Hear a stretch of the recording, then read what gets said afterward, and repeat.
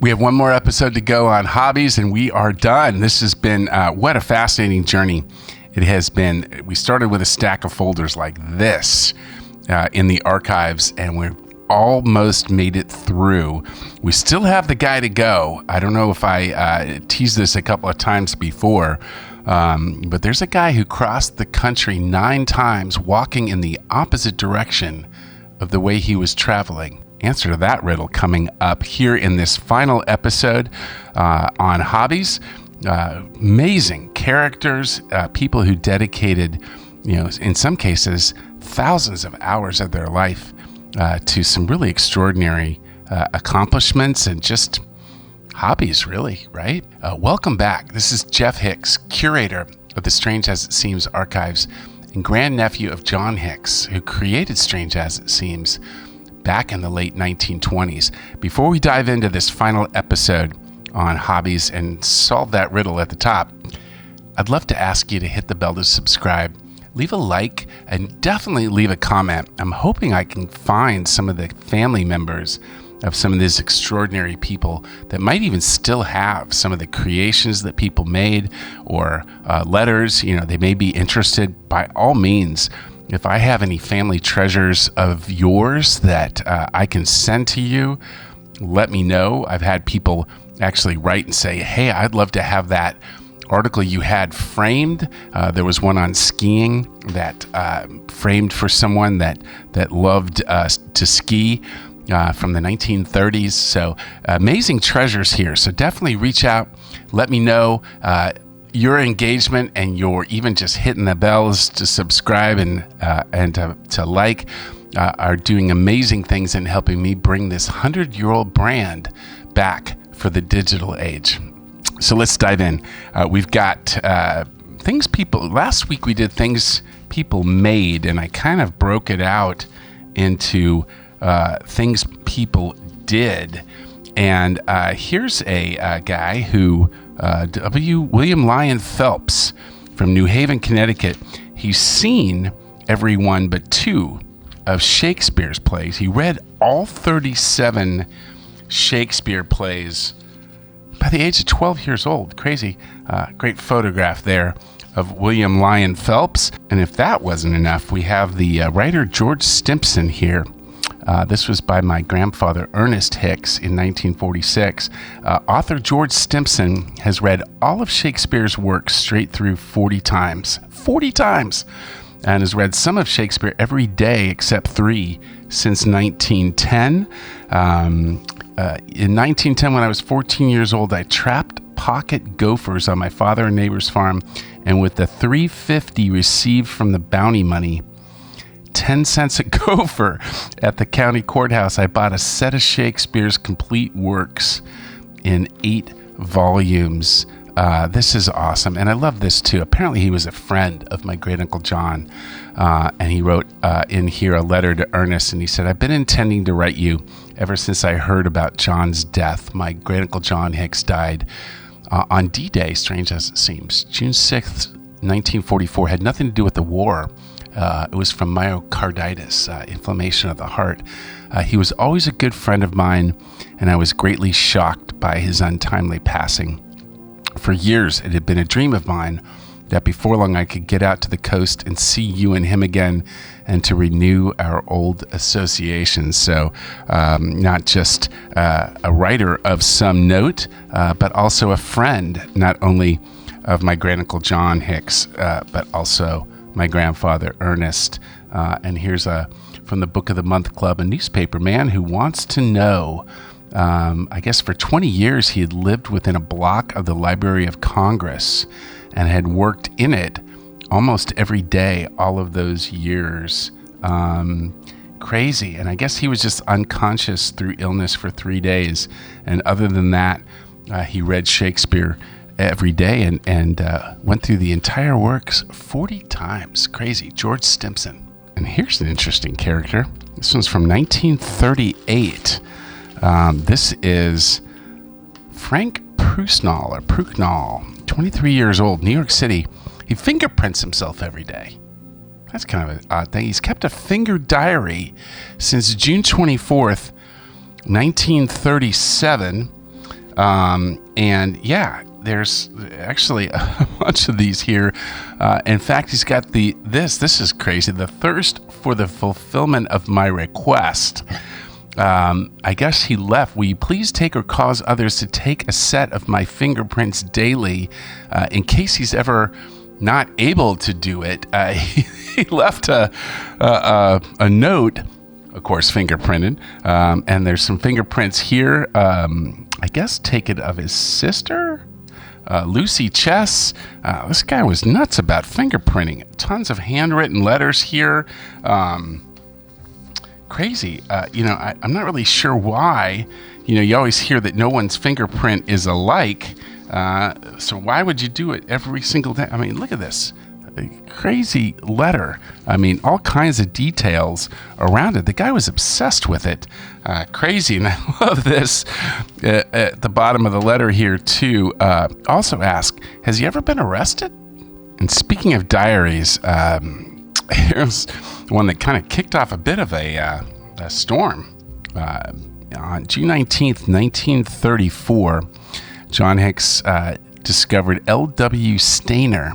He's from McCook, Nebraska, had kept a diary for 45 years, and apparently it had contained over 4 million words. And there's a photo there, or actually kind of a brochure, I guess, or a card. Champion diarist, right?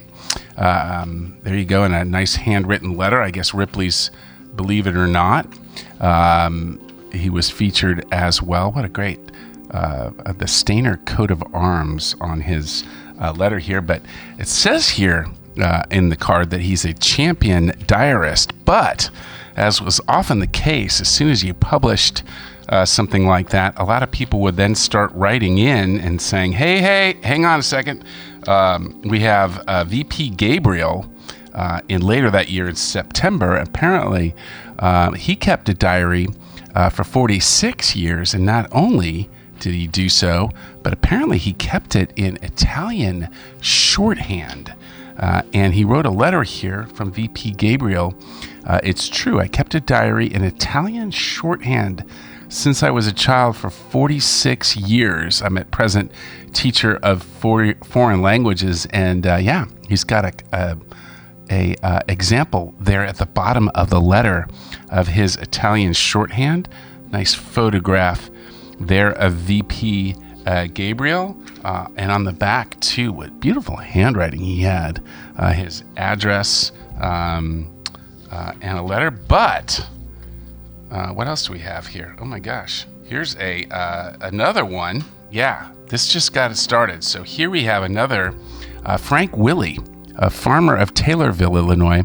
Now, he's kept a daily diary for 52 years, right? And not only that, it's a complete record of each sheep he had raised for 35 years. There's a photograph of Frank Willie and his 52-year diary, and the letterhead's one of my favorite things from these people. Frank Willie and Son, breeders of Oxford sheep and Duroc Jersey hogs, Taylorville, Illinois. And that wasn't enough. This keeps going. How about this? Here's David Cohee from Lebanon, Indiana. Now, he's kept a day-by-day diary for 62 years. And a little poignant here because I guess John Hicks found him. There's a photograph of him there, and his family had to respond and said that he had passed away a few days ago. Received your letter, and there, yeah, 62 complete books. And yeah, from the Lebanon Chamber of Commerce, complete 60-second diary, and succumbs. David Cohee, 80, to be buried on Thursday. That's amazing, but check this out. Well, we did have this one, I guess, from my grandma's time. N.N. Beasley of Pasadena. He had kept a diary for over half a century, since January 1st, 1902. But that was outdone by all of these. Back in 1934, John Hicks found, and it was great too, because they had the original one that we started this with, the L.W. Stainer. They sent that in from their Evening World Herald in Omaha, Nebraska, and then said, by the way, Miss Louise Nethaway from Omaha, Nebraska, she has kept a diary, get this, for 73 years. That's incredible. From her 15th year until her death at 88 years old. My mother, this is from Claude Nethaway, for 73 years. My birth date in her diary is a cherished remembrance by her son. If you care to know more about it, you can call in to see me. So I think that might be the record, although who knows what's happened since then, but some amazing diary keepers. And here's a diary, I guess you'd say of sorts, but it's really more an 86-year-long diary of the weather. This was recorded by one family in Rome, Georgia. Miss Mary Towers succeeded her brother back in 1918. Her grandfather started the work for his own pleasure back in 1855. Crazy. And there's the little station by which they would record the weather. Wonderful letter here from the city of Rome. Official recognition there. And then the letter from Miss Mary Towers, typed. Didn't have left justify back then, as apparently, but crazy. He went to France in 1918, obviously for World War I, and she became the observer. I have a maximum and minimum thermometers, rain gauge, and river gauge. I make no predictions, but what an extraordinary story there. Miss Mary Towers, official weather observer in Rome, Georgia. Wow. Most complete weather records, apparently at the time, in the world. And here's S.L. Mumma. I guess it's kind of similar to tracking the weather, but this guy keeps a perpetual calendar on his front lawn using painted wooden letters and numbers, changes the day and date every morning at 5 o'clock. Crazy. Octogenarian arranges a letter on his calendar, ingenious calendar. Lawn of his home. I love this. We did a guy that just was doing some shorthand in Italian, and I found this. My grandmother Elsie was an executive secretary by day. She actually did this, carried on, strange as it seems, for almost 20 years, more as a labor of love than anything. She had to work every day, and I found some of her shorthand. She actually wrote out in shorthand a letter to Mrs. William Gilly of New York City.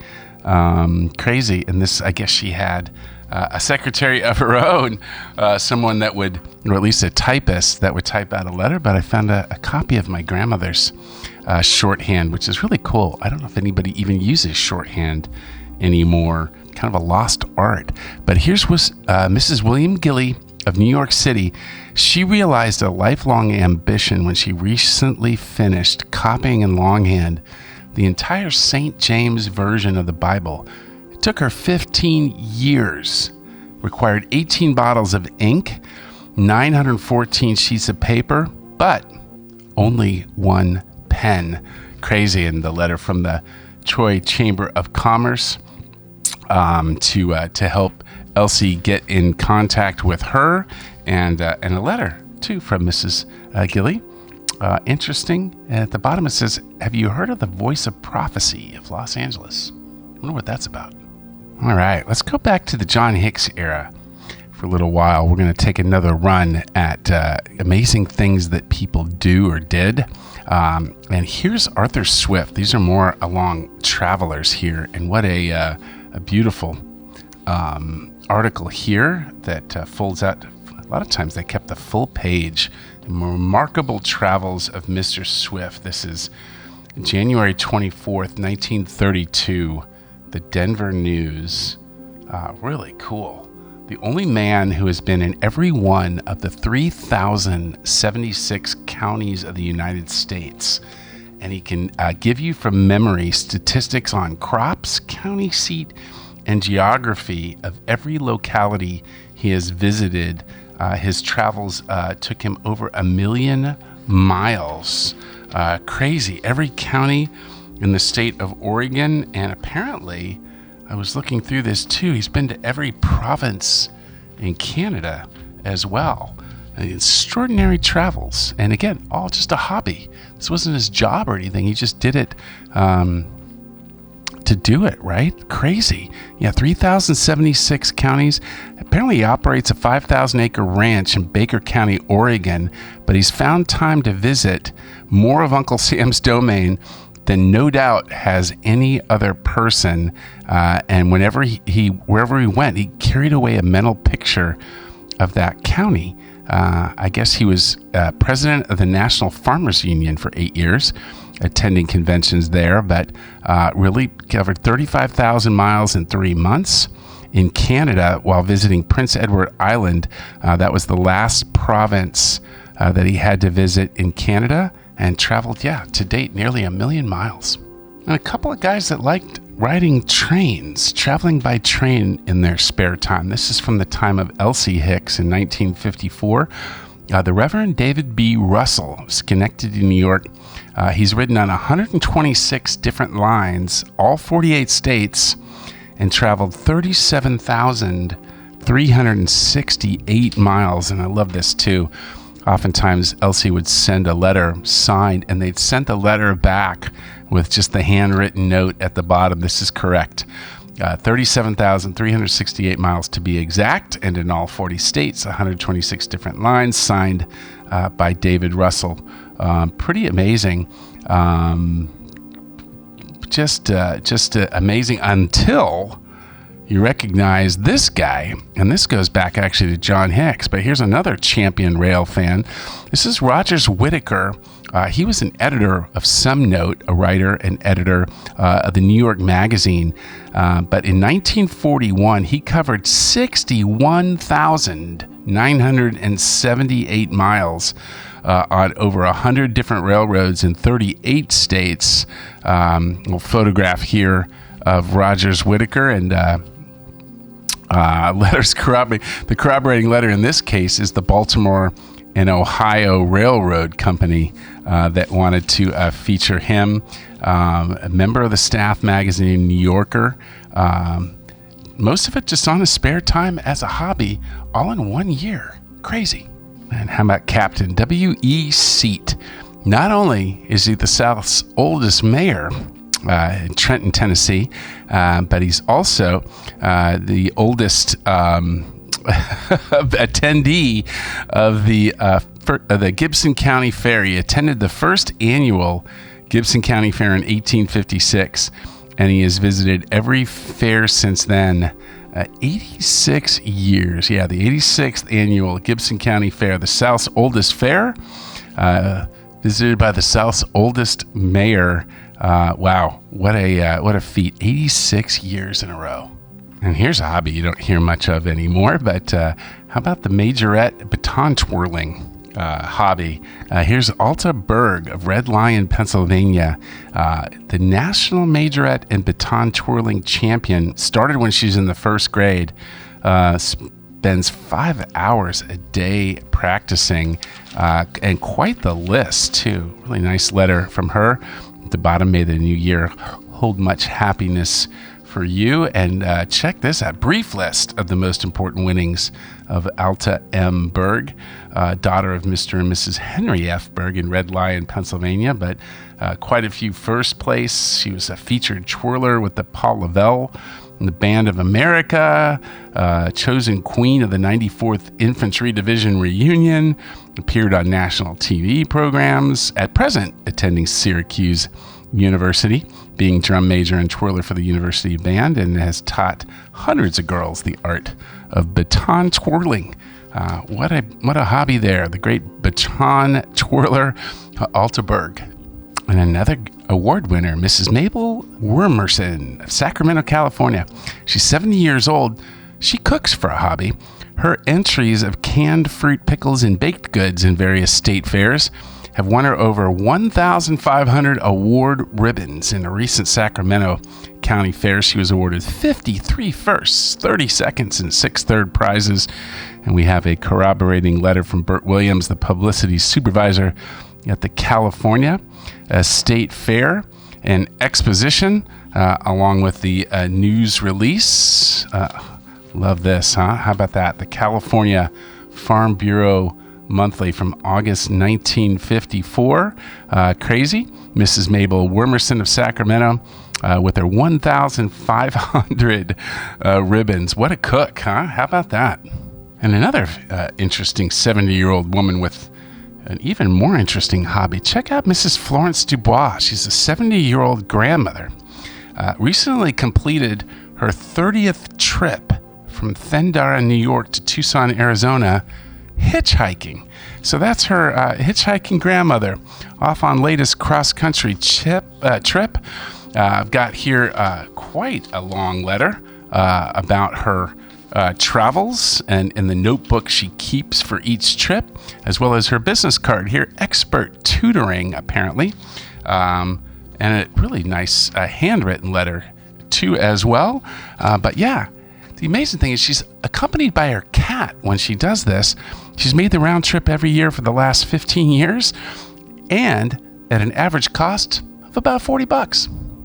And here's one. This one really touched the old heartstrings. Amazing. 44 years. Florence Martis, she greeted every vessel entering or leaving the port of Savannah, waving a kerchief by day and a lantern by night. She never told anybody why. Here's a beautiful photograph of her and the house from where she would wave. And apparently she was just like a real legend there. There's crazy. She was known as the Waving Girl. And here's a guy that remembers her. He was a wireless operator. She never failed to wave at our ship. Every sea captain would return her salute with a blast of the whistle. Now, it was common knowledge among the seagoing people and accepted as authentic that her reason for waving at every vessel was that her sweetheart went to sea on a ship and never returned. Sounds like that song, Brandy, You're a Fine Girl, right? She never lost faith in his returning, so she waved at every passing vessel in the hope that he would be on board. Not corroborated, not proven in the Savannah Chamber of Commerce. And yeah, quite a long story here about her. What an amazing story, and kind of a poignant one as well, and still a mystery. And I kind of grouped these all in an area, sort of like stories of the heart. This one too. For over 40 years, Julius Lowenbein from Asheville, North Carolina, for 40 years now, he's visited over 100 to 256 persons each Sunday. That was more than 250,000 visits. That's his hobby, right? Bringing cheer to the sick. His own loneliness while recovering from illness prompted Julius Lowenbein of Asheville, North Carolina, to become a friend of the ill. And for more than 35 years, he's been visiting 100 to 256 persons each Sunday. What an amazing guy, and what an amazing labor of love. Another labor of love. Love this guy. Just as a hobby, William Kiffett from Buffalo, New York, he planted over 200,000 trees in 2 years. I love this. Here's his business card, William Kiffett, and on the back he's got the Highland Forest Preserve. Jock, when you have nothing else to do, you may be sticking in a tree. It will be growing, Jock, when you're sleeping. I was trying to find it. I couldn't find anything about it or the forest. I wondered if it was still there. Old photograph here of William. But yeah, and just look at that. How many handwritten letter about the whole process of doing that. What an amazing labor of love, and certainly hope those trees are still standing. And here's a guy whose hobby is giving blood. Wow, Otto Weber, Haddonfield, New Jersey. He's donated 88 pints of blood to the American Red Cross. And apparently this was, I guess not too long after they realized or started even the practice of doing it. Oh yeah, this is great. Here's a letter from the American Red Cross. He's been very much interested in the blood program for many years since the Red Cross initiated the program in this area in April of 1949, and he's been the most active in recruiting donors and promoting the program. A couple of photographs for him, but what a nice and honorable hobby that is, giving blood. And here's the true hobbyist here, right? Chess playing Fred Chapman, also an octogenarian. He's 83 years old. He's been playing chess in Central Park, New York, for 40 years. Here's a really cool drawing of the Chess and Checker building. I guess this came from the City of New York Department of Parks. And they enclosed a couple photographs of Mr. Fred Chapman, who appears to be the oldest of all the players. It states that it's his only hobby. Pretty modest about his ability, apparently. A couple great photographs. But yeah, he's been playing chess for 40 years as his only hobby, never married. And I guess never won any championships either. True hobbyist. And here's a guy, you'd think of kite flying as a hobby. But this guy has literally flown. He's 73 years old as well. Charles Baum carries 7 miles of line in his pocket so that he can fly 85 kites at one time. And once again, I've got the original letter written by Elsie Hicks, and it looks like Charles Baum's handwritten letter. I guess it appeared in Popular Science. And he puts underline, this is just a hobby of mine. All right, I'm finally going to answer this riddle because this guy is extraordinary. And when I first read it, I'm like, what? The man who has crossed the United States 9 times, walking in the opposite direction from which he was going. Crazy. Here's Leo Voss of Atlantic City, New Jersey. Here's what he does. He starts out with 2 cars. He drives car number 1 10 miles, parks it, walks back for car number 2, which he then drives 20 miles, walks back 10 miles to pick up car number 1, and he repeats this procedure, constantly walking east while riding west. And here's the corroboration from the Atlantic City Press. We have a health character, I would say so, who has crossed the country about 9 times. The only guy who's ever walked across the country by walking the opposite way. And what a crazy thing. He's one of these guys who believes that walking is the best exercise to cure everything. What a character he is, huh? Amazing. And I guess he's he's 77 years old and fit as the well-known fiddle.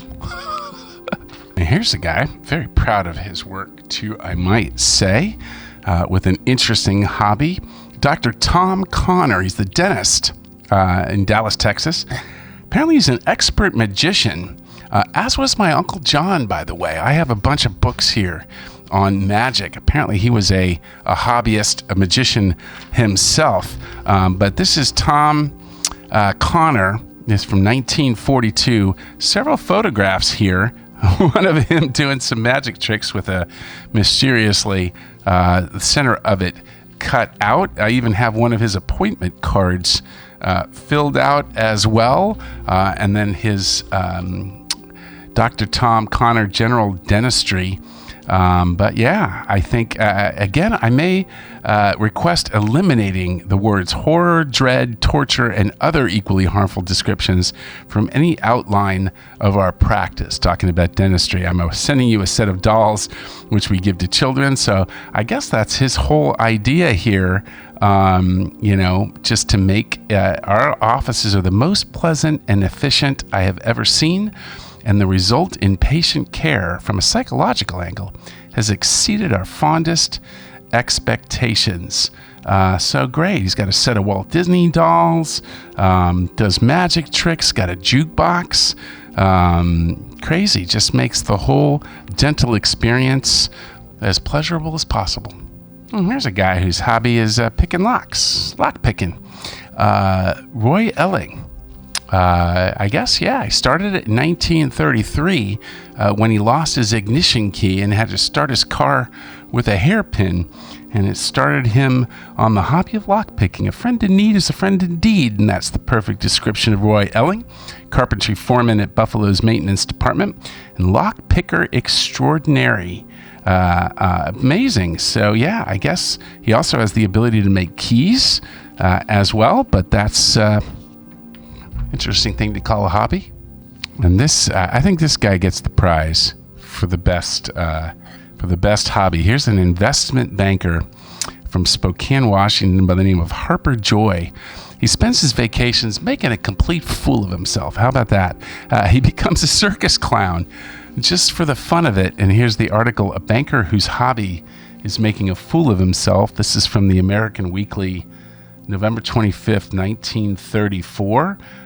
Really cool article there, and a letter here, as well as a photograph of Harper in his clown getup. He's been with the following circuses: Sells Floto, A.G. Barnes, Hagenbach Wallace, Cole Brothers, and of course the Ringling Brothers Barnum and Bailey combined shows. Yeah, he asked me how I happened to get started in this line. Well, isn't there in all of us a yen to do something that tradition says we shouldn't do? I always wanted to be a circus clown from the time I saw my first circus. And yeah, Harper Joy, whose hobby is being a clown. And another guy who's got a circus hobby. Here's a guy who started a circus school. Everything from wire walking to flying trapeze is taught for free by William Schultz. He operates the school, the only one of its kind in the world, at least at the time, as a hobby. Amazing. Former acrobat himself, teaches many pupils who are then placed, I guess, with the big shows. Crazy. I got the letter, I guess, that came for that. Circus classes. This is from Sid Herman, who I guess found it and sent it to John Hicks. But they're free, open to the public. And last summer, approximately 20 graduates appeared with the Cole Brothers and Ringling Brothers circuses. Crazy. Amazing. Just does it as a hobby, as a circus school. And I love this. We're finally come to the end of hobbies, and I'll finish with this one. Interesting character here. Fred Schneider.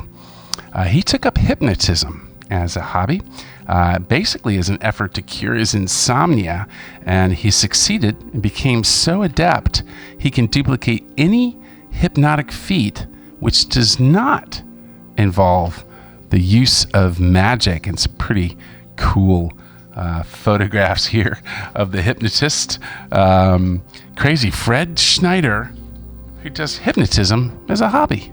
I finally made it all the way through this huge stack of folders and archives on just the simple subject of hobbies. What an amazing cast of characters that's been to go through over the past few weeks. Thank you for joining me on this. And if you like content like this, stories of the strange and unusual from 80, 90, 100 years ago, from in these old archives, comic strip archives, please hit the bell to subscribe.